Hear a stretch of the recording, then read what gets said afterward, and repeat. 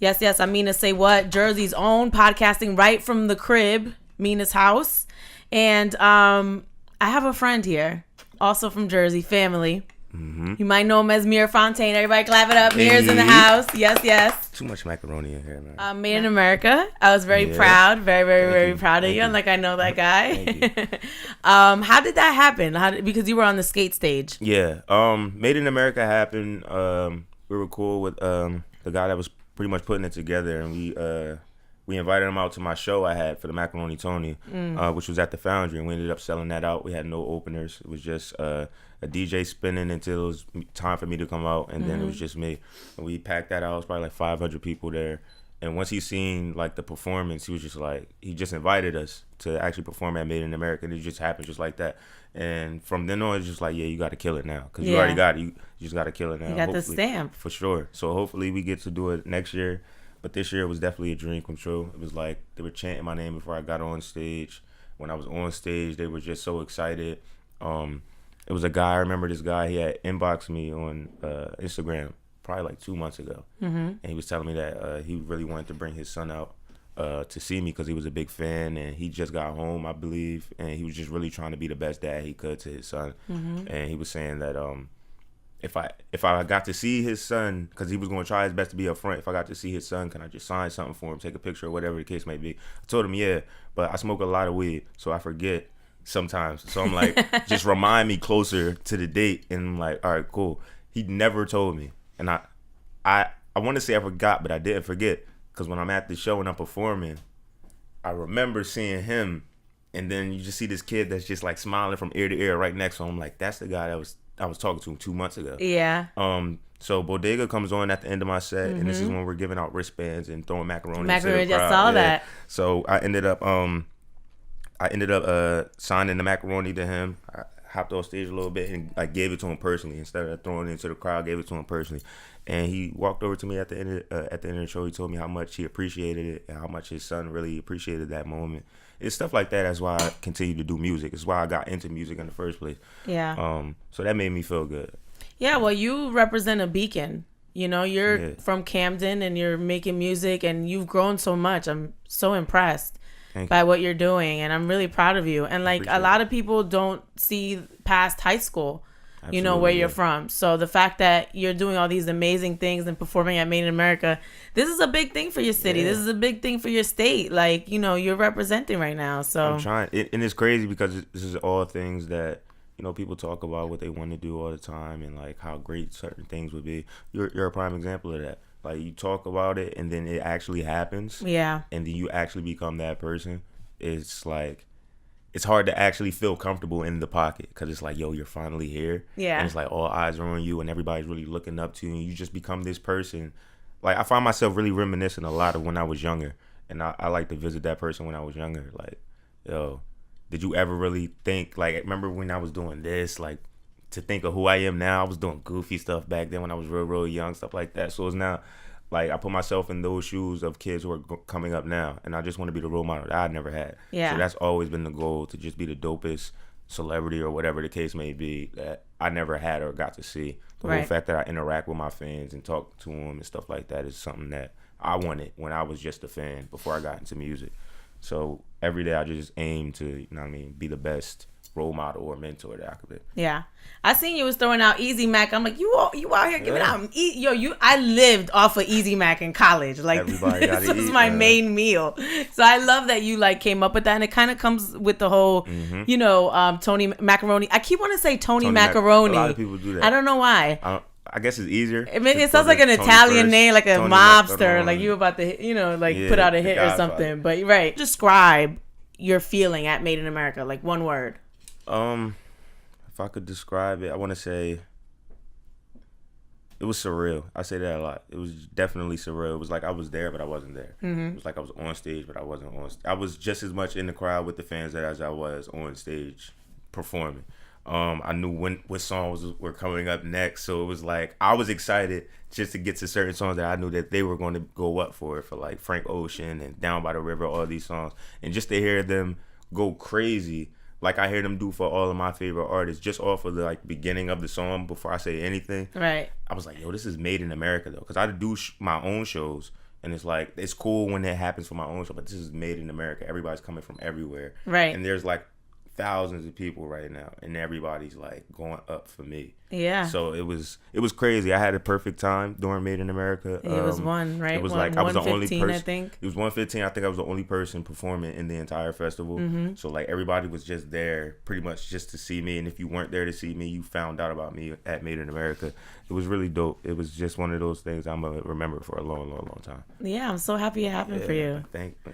How did they react by Down by the River and a Hanky Panky? You know, that's still my song. Yeah, a lot of people. That's still a lot of people's favorite song, and a lot of people. I'm in the middle of the set. You know when you know the set, and you still got to play. Like, oh, what do y'all want to hear next? You know what I mean? Right.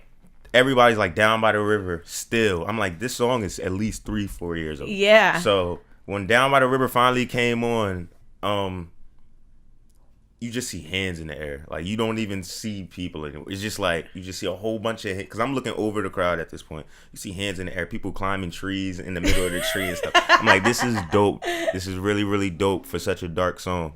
And people just love that song, and I'm glad. You have a unique way of making something dark entertaining. Like, even with this project, you know, like the melodies that you use, and you kind of make it like nursery rhymey sometimes. Right. So it has that melody that we need in today's day, but you're actually saying something. Exactly. So that's what I always loved about you. I try to spoon feed this generation, because like this generation's attention span is like really, really quick. Right. But I know I never wanted to sacrifice who I am as an artist, but I still wanted to actually maintain myself in this game and what's going on as far as the music changing and stuff. And I have a keen ear for melodies, like you said, and stuff like that. So if I can get across that same message that I would when I was telling like stories without no melody from top to bottom, just a story. Yeah. If I can sneak in a melody, something that's going to catch you and keep you remembering that song, that's pretty much the middle ground that I was always trying to find. Like, all right, here's the message, but I'm going to just throw it over something real, real lit. Yeah. And you're just going to forget about it, but you're subconsciously going to digest exactly what I'm talking about. Exactly. I want to talk about Made in America some more, because did you watch any of the other performances? Or Yeah, I did. Who did you like? Low key, the best performance that I seen was probably Tekashi. I seen Tekashi the first day before I had to go on. I was surprised he stripped down to his boxers. I kind of knew he was going to do it. I seen him do it before. He's like, louder, louder. And I'm like, bruh. It was lit. Louder. It was lit. I low-key saw Wayne. I saw Wayne there. Anymore. What you mean louder? It was so lit. I like energy. I feel like a lot of these performers nowadays are too cool to perform. Yeah. I feel like Tekashi, no matter what you think of him, Tekashi went out there and snapped. Right. And he gave all the people that were out there a show. And it was something I never seen before. I was out there, who were we watching? We were watching Black. Yeah. So to go from that real quick, it was crazy. So we were watching Black perform, Black's killing it, and everybody's upset. Like, I'm taking mad pictures, because I can't hide in Made in America now. I'm taking mad pictures, and one of the people I took a picture with, he's like, yo, do you know where Tekashi is? He was supposed to perform at such and such. Yeah, and it was like an hour late. He didn't even show up. I'm like, I forgot who I was talking to earlier. They said he left or he wasn't going to come or whatever. So I told them that. I'm like, yeah. They said, I'm sorry. I don't think he's going to come. All of a sudden, you just see his DJ get on the main stage. It's people started running people like full sprint. I got video of it. Yeah, I'm like, this is Lion King. Like, you know when Mufasa died? I'm like, yeah. They were like trying to get medals. So I'm like, I'm a grown man. I'm not gonna walk. I'm not gonna run.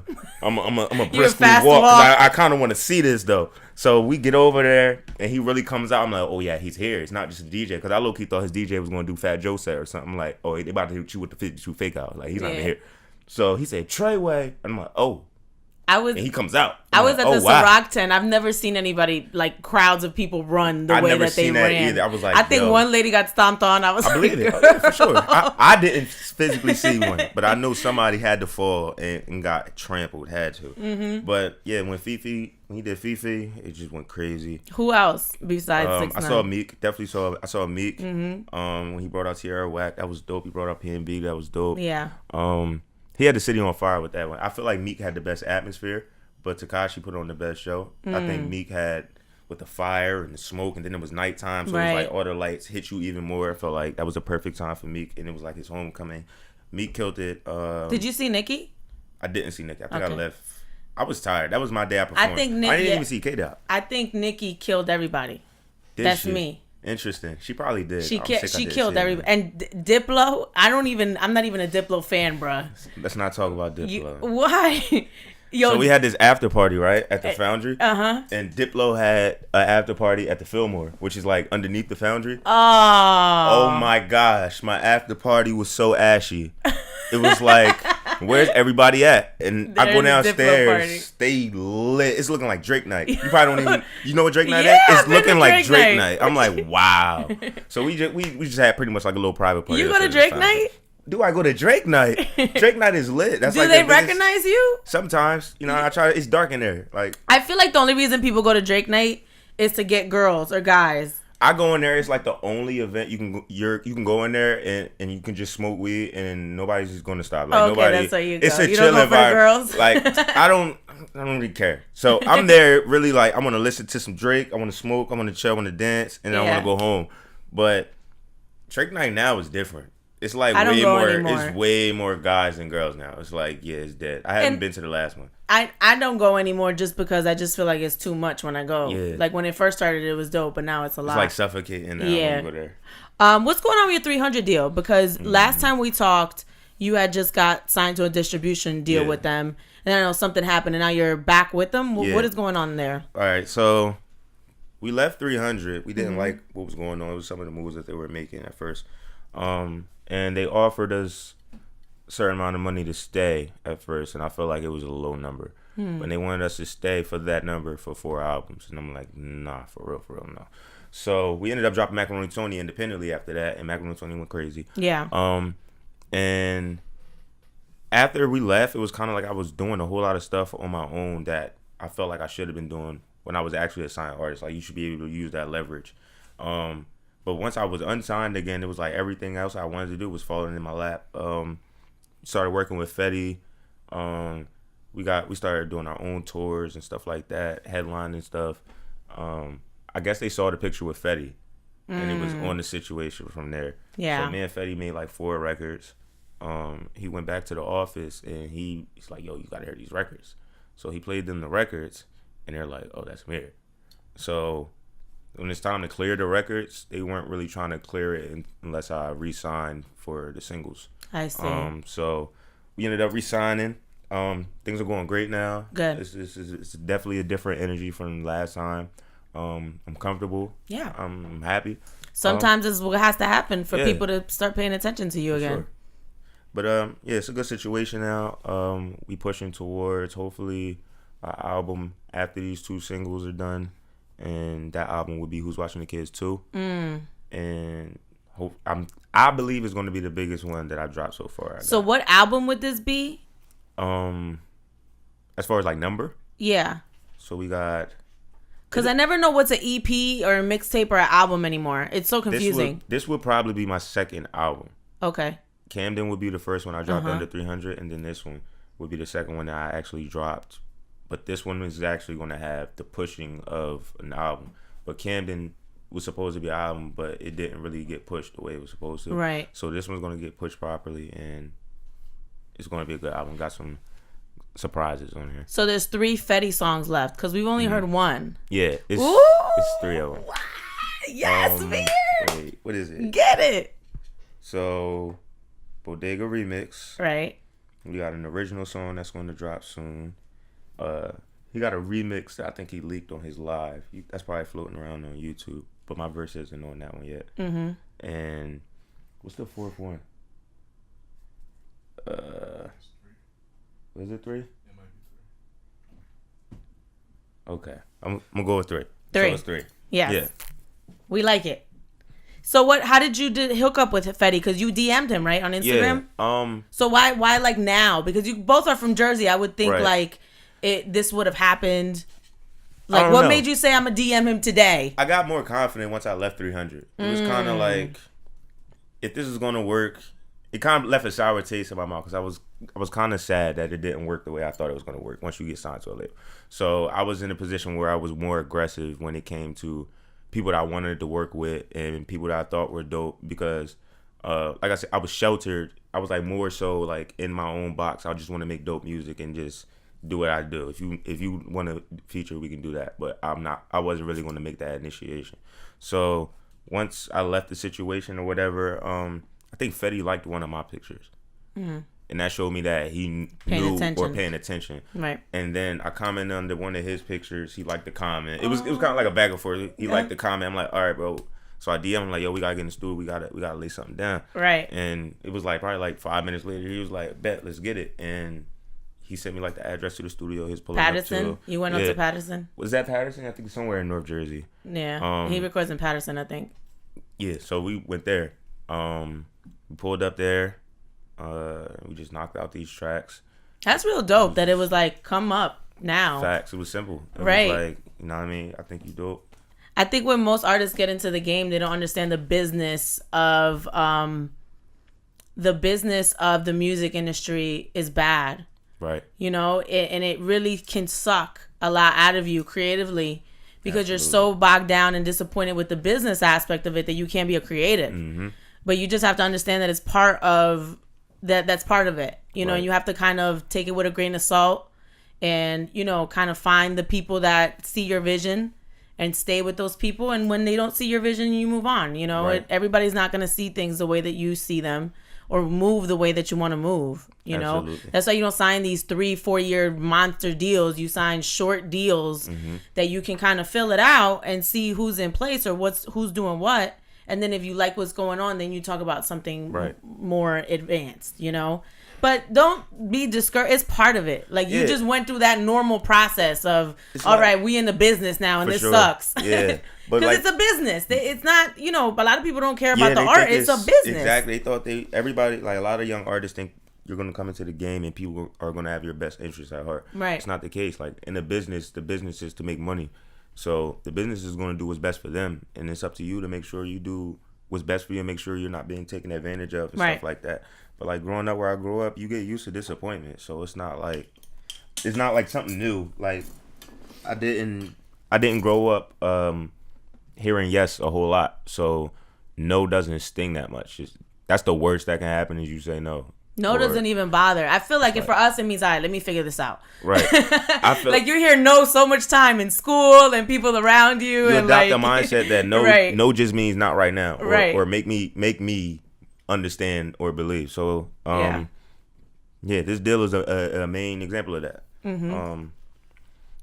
You just can't get discouraged in this game because once you get discouraged and you lose your creativity, you start losing focus and you lose everything that got you where you got, then it's pretty much checkmate. Right. Yeah, and you put yourself there mentally.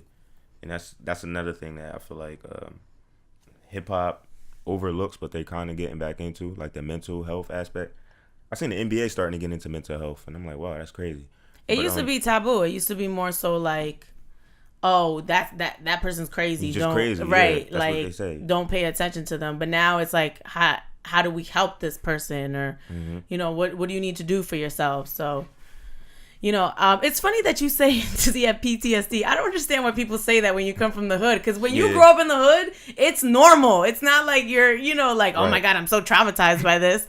Like, you think about it differently and in a certain way. You look at life differently or analyze situations or react to things differently. But it's not like you're like what do you think about that? Because I heard Meek describe you know, sometimes being kind of like a war veteran, almost a sense of you're traumatized from a situation that you go through. Like, I can understand that. I feel like I joke around about it, but I might have mild. I feel like a lot of people might have mild PTSD. Firecrackers out of nowhere. Yeah. Do you jump? Do you duck? Like, you know what I mean? I feel like some normal people won't. If you're in the suburbs and I hear firecrackers, I don't care. Like, it's still like, I don't know where that came from. I don't know what's going on. You feel me? But if they're used to this environment and they're not used to gunshots, they're just like, you good? Like, just chill out, relax. But then when you're in certain situations and John will probably tell you, like, this might be a little bit of PTSD. I don't like standing still for too long. I don't like being around a lot of people. Because I can't. Me too. I can't pay attention to everything. Or I don't know everybody's agenda. I don't know a lot of these people in there. I'm in the stage in my life now where more people know me than I'm going to know them. So you're going to recognize me walk in the room before I even know you're in the room type stuff. Yeah. So I don't like I don't know. I get paranoid in certain situations, and it shouldn't be like that at all because I haven't really been in those type of situations in a long time, but I always feel like it's like right there. It's around the corner. Yeah, but you're experiencing what happens to most artists when they start getting that limelight is like you don't know like these people. I was like this at 15 though. Like I would skip parties. Oh, this is always I would skip parties. Like people, this is why people say like I'm not from Camden because they haven't seen me. Like I would pick and choose when I chose to go to public events because I would go on Facebook and see who died the next day. Like that happens. So I would pick and choose if it was worth, you know what I mean, going out there. If I knew enough people that were going to be there, stuff like that. Because if shit hit the fan, then what? Right. You know what I mean? And I watch a lot of movies about my favorite artists and what they had to go through and stuff like that. Mm-hmm. And it's usually the same. Like it's usually somebody peer pressure them or they fall off because of that.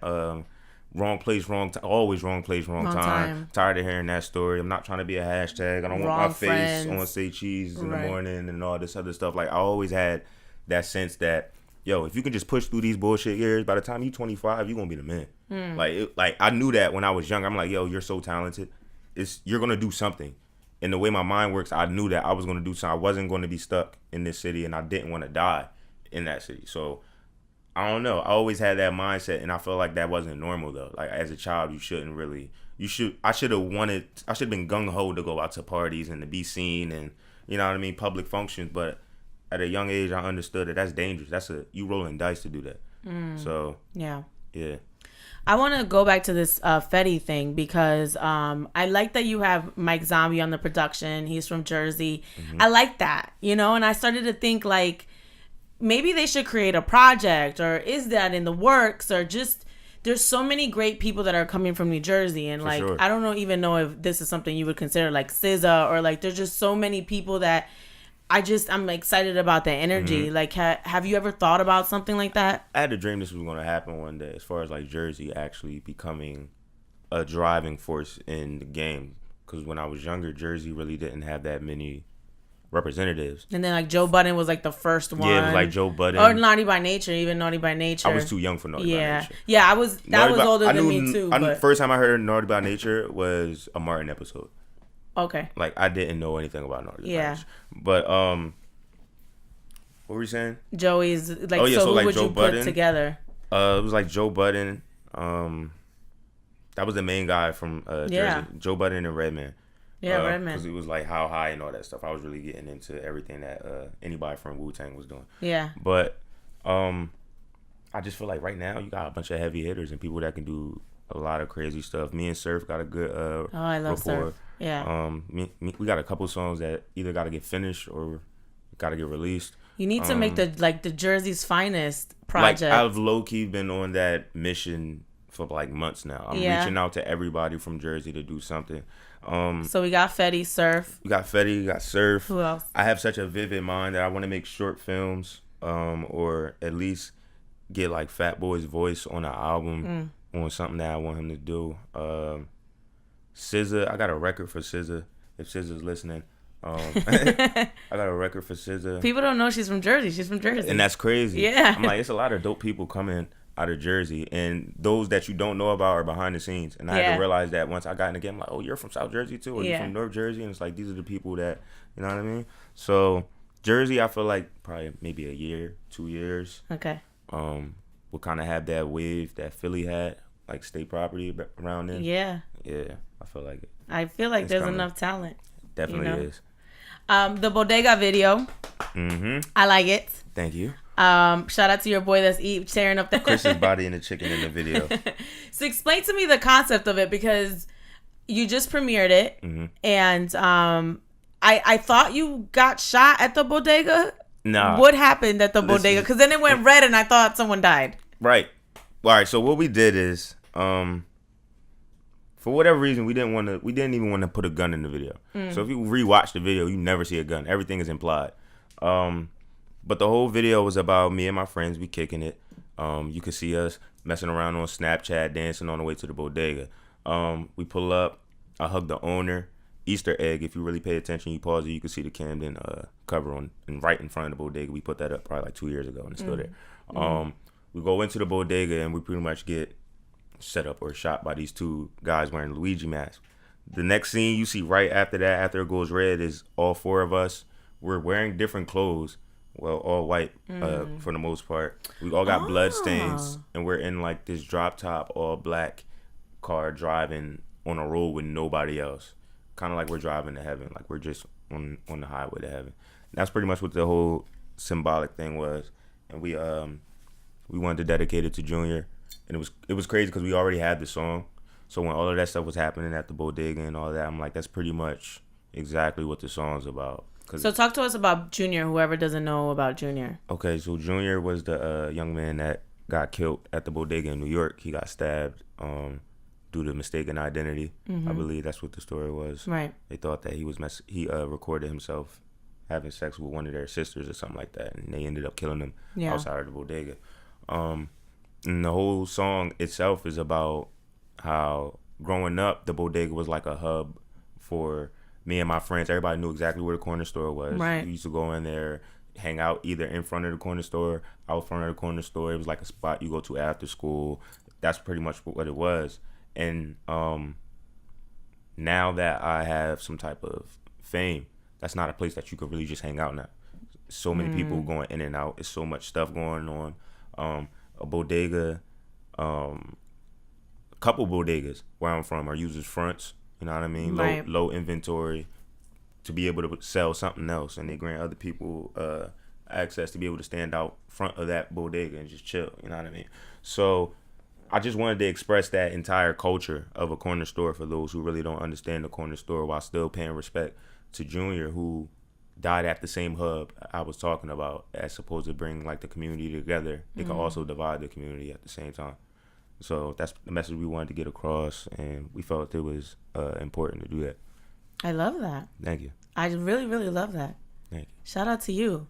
Listen, the Bodega is the place where I used to get the cream cheese bagel and then put Doritos in them. Did you do that? What? I was never a fan of cream cheese. What? Nah. Oh my God! I used to feed from the Bodega. I don't know what was in that cream cheese. You see her eyes get crossed when she said, "Oh my God, that thing would be crack." With the Doritos. With Doritos? Yes, you crunch up the Doritos and put them in the cream cheese. Wayne, can you verify it for this? Yo, what is wrong? We gotta put y'all on, man. That sounds like that's like broke Arby's people. of breakfast. Yeah, it's like broke people food. Cream cheese and Doritos. I was more of a butter and jelly on the bagel. Oh, okay. I didn't really like cream cheese. Yeah. It wasn't until I think we were on tour. We went to Florida, and they got this spot called, I think it's called the Bagel Spot, and they just make open faced bagels, and they put the cream cheese on it. But they got so many different types of bagels. I got the blueberry bagel with the cream cheese, bougie, and they put bacon on it, and then they put cheese over top of the bacon and melt it, and it's like open faced, so you eat it regular. Yeah, like a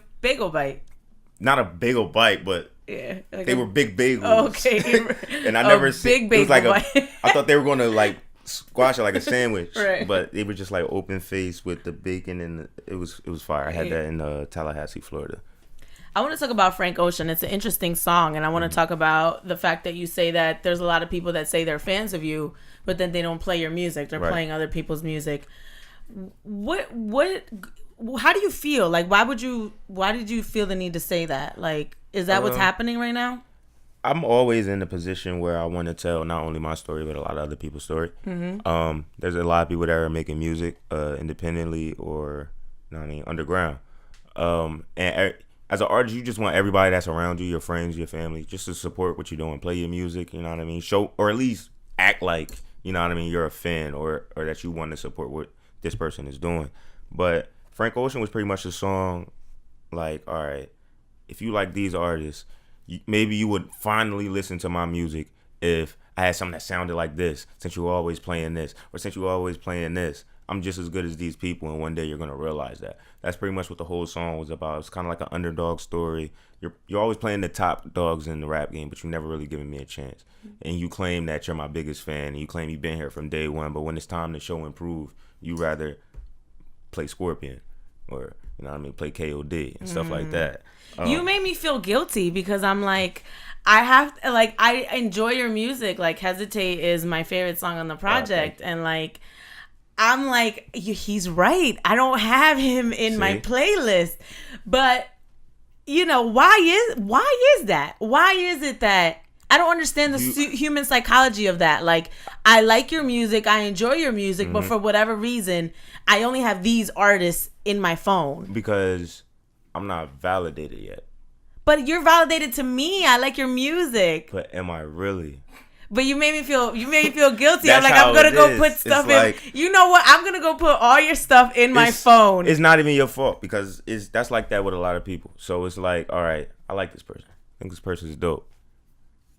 I'm gonna wait until Drake also thinks this person is dope, so I can be like, yo, told you. I was listening to him way back in the day. I knew I had a good taste for music because if Drake likes him, I should have been put y'all on. So then after Drake puts me on, it's a rush for y'all to put y'all friends on me before they figure out that Drake just put this other kid on. So it's kind of like you gotta get I have to get validation from somebody that you're already familiar with. Drake, J. Cole. But I'm not Frank that kind Ocean. of person. Nobody's that kind of person. I don't need validation to say I like something. I know, but it's hard to explain. I don't understand it either. That's why I wanted to ask you. Because you said it, and I'm like, yo, he's right. It's like... But why? That's just how it is, I guess. Because, all right, maybe this is why.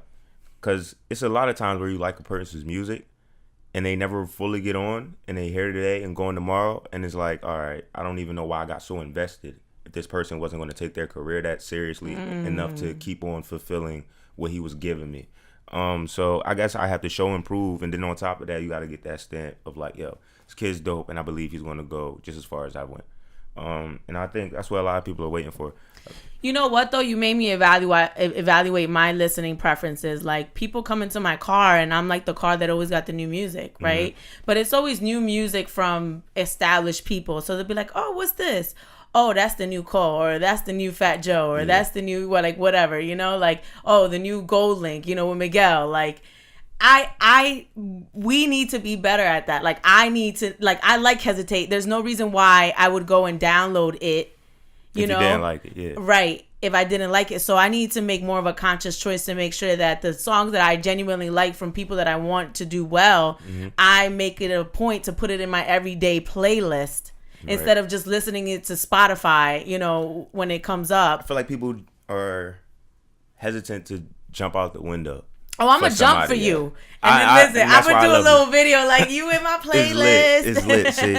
And people going to be like, who's this? Oh, this is Mir Fontane from Camden. So I got you. But I just want to let you know that, like, you made me think about it. And, you know, I felt bad. But I couldn't understand the psychology of it because I genuinely like your music. But why wouldn't I put it in my phone? So now I'm going to go ahead and everybody else who's a fan of you, put your... Yeah, exactly. Mir Fontane, check him out. Yeah. Thank you guys for listening. It's Mina's House, my podcast. I'm Mina SayWhat.